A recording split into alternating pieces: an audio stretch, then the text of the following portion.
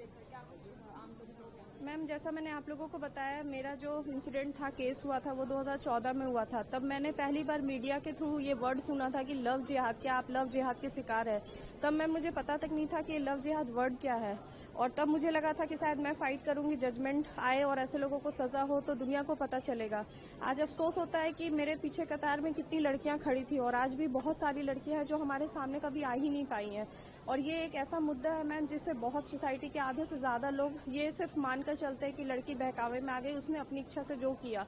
मतलब सिर्फ मैम ये लड़की का गलती होना या समझ लो किसी परिवार का कमजोर होने का मुद्दा नहीं है। तो मैं बहुत थैंकफुल हूँ क्योंकि तब हमें लगता था मैम क्या इस स्टोरी को कोई समझेगा।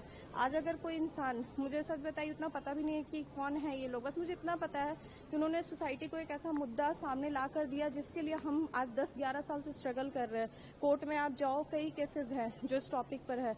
तो उस मुद्दे को अगर हम सोसाइटी को दिखा रहे हैं तो मुझे नहीं लगता है कोई क्रुएलिटी या नॉनसेंस है। ये वो चीजें हैं जिसको हम कभी चर्चा ही नहीं करना चाहते। काश अगर हमारे घर में पहले चर्चा हुआ होता तो हम उसके विक्टिम नहीं होते। तो मुझे लगता है ये केरला स्टोरी जैसी स्टोरी हमें आईज ओपनिंग होती है। उसमें वो चीजें कुछ शायद गंदी, जो आप कहते हो लैंग्वेज में गंदी है, नॉनसेंस है, तो वही तो हो रहा है ना हमारे साथ। जिस चीज को आप देखना पसंद नहीं कर रहे हो वो आपकी सोसाइटी की लड़कियों के साथ हो रहा है, तो आप कैसे रोकोगे? आप ये प्लीज। जी मैम, देखो मेरा जो स्टोरी था, मतलब जो मेरा इंसिडेंट था, मेरे इसमें केस में एक जज थे जो मेरा शादी का रिश्ता लेके आए थे उस इंसान के लिए।